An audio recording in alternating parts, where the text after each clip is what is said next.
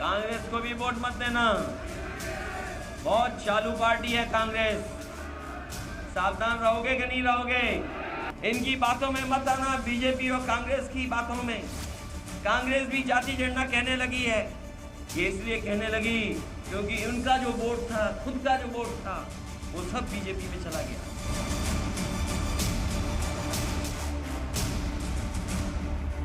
हम अपने तरीके से काम कर रहे हैं। वो मध्य प्रदेश में अपनी बात बोल रहे हैं जाकर। मैं तो पहले भी कहा था कि मध्य प्रदेश में उनका कोई आधार नहीं है, उनको नहीं लड़ना चाहिए। आज उनके प्रत्याशी भाग रहे हैं। आप उठाकर देखोगे, कभी वो भाजपा के साथ भाग जाते हैं, कभी वो भाजपा जीता हुआ विधायक भाजपा के साथ चला जाता है।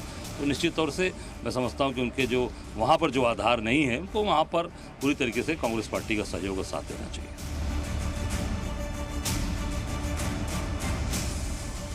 अभी तो काम ज्यादा नहीं हो रहा। अभी 5 जगह विधानसभा का चुनाव हो रहा है, तो कांग्रेस पार्टी तो उसी में ज्यादा इंटरेस्टेड है। तो अभी तो जिसको हम लोग कांग्रेस पार्टी को आगे बढ़ाने के लिए हम लोग सब एकजुट होकर काम कर रहे थे, लेकिन अभी उनको कोई इस सब चीज की चिंता है नहीं।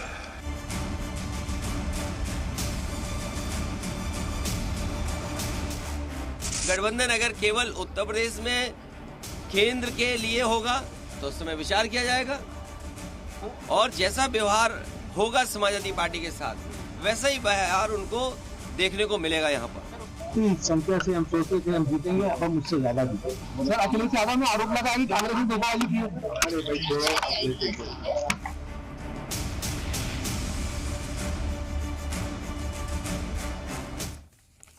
तो 31 अगस्त को जब मुंबई के अंदर बैठक हुई थी, ये माना जा रहा था कि सब कुछ ठीक हो जाएगा यहाँ। और जिस तरीके से बात करें यहाँ पर मुंबई की जो बैठक हुई थी, उसमें ये माना जा रहा था कि तमाम चीजें जो है वो ठीक हो जाएंगी। इंडिया अलायंस बहुत मजबूती के साथ आगे बढ़ेगा। 28 पार्टियां इसमें जुड़ी थी, लेकिन जैसे जैसे चुनाव नजदीक आ रहे हैं और मध्य प्रदेश के चुनावी सरजमी से जो बयान सामने आ रहे हैं वो और भी ज्यादा हैरान करने वाले। इंडिया इत्तेहाद का मुस्तकबिल क्या होगा, अब यह कयास आराई हो रही है, क्योंकि नीतीश कुमार जिन्होंने एक बड़ा किरदार अदा किया था, एक अहम रोल अदा किया था इस इत्तेहाद को बनाने के लिए, तमाम अपोजिशन जमातों के पास हो गए थे, एकजुट करने की कसम खाई थी, और वो ग्राउंड के ऊपर नजर भी आया था जब पटना के अंदर ये मीटिंग पहली बुलाई गई थी और 16 पार्टियां इसमें शामिल हुई थी। धीरे धीरे ये कुनबा बढ़ा, लेकिन इलेक्शन आते आते इस कुनबे में दरार पड़नी शुरू हो गई है। नीतीश कुमार खुद कह रहे हैं कि कांग्रेस अब इस इत्तेहाद में ज्यादा इंटरेस्टेड नजर नहीं आ रही है। उनके बयान को अगर देखें, और इसके साथ ही साथ सवाल ये भी उठ रहे हैं कि समाजवादी पार्टी आखिर इतनी ज्यादा क्यों एग्रेसिव नजर आ रही है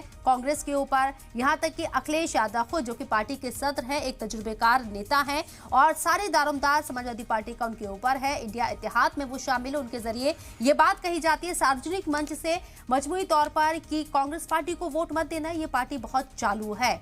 आप बीजेपी से लड़ने के लिए एकजुट हुए थे, लेकिन यहाँ आपस में ही आप लड़ते हुए नजर आ रही हैं। इसके क्या मायने, क्या ये महज एक इत्तेफाक है या फिर ये सोची समझी स्ट्रैटेजी है?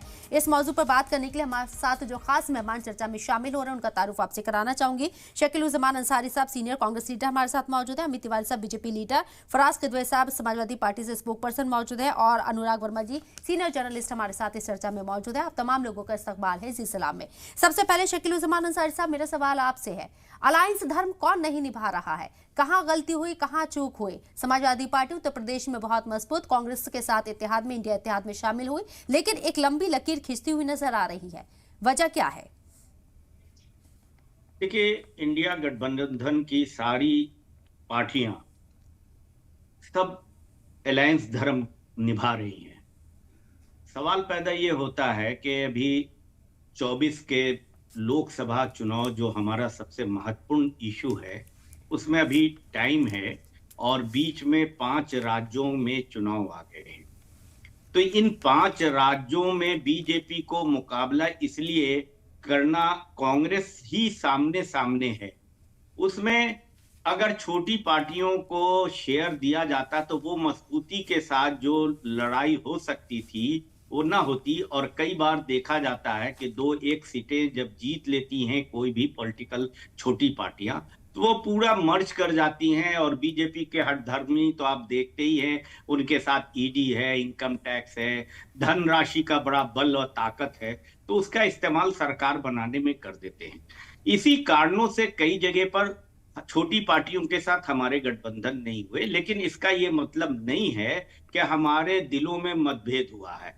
बल्कि अखिलेश जी जो अगर मध्य प्रदेश में कांग्रेस के ऊपर अगर अटैक कर रहे हैं, कोई बहुत बुरी बात नहीं है, इसलिए कि जब चुनाव के मैदान में वो गए हैं तो वो तारीफ करके तो वोट लेंगे नहीं। निश्चित रूप से उनको भी अगर वोट कुछ लेना है तो वो विरोध ही करेंगे और उसका विरोध करेंगे जो बड़ी और मजबूत पार्टी है। इससे ये पता चलता है कि मध्य प्रदेश में सबसे बड़ी और मजबूत पार्टी कांग्रेस उभर कर सामने आई है।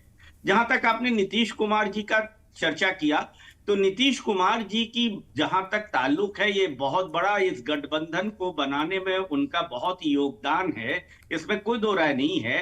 लेकिन चूंकि अभी 5 राज्य ये ट्रस्ट है, ये सेमीफाइनल है, इनको छोड़कर हम फाइनल में नहीं सीधे जा सकते हैं।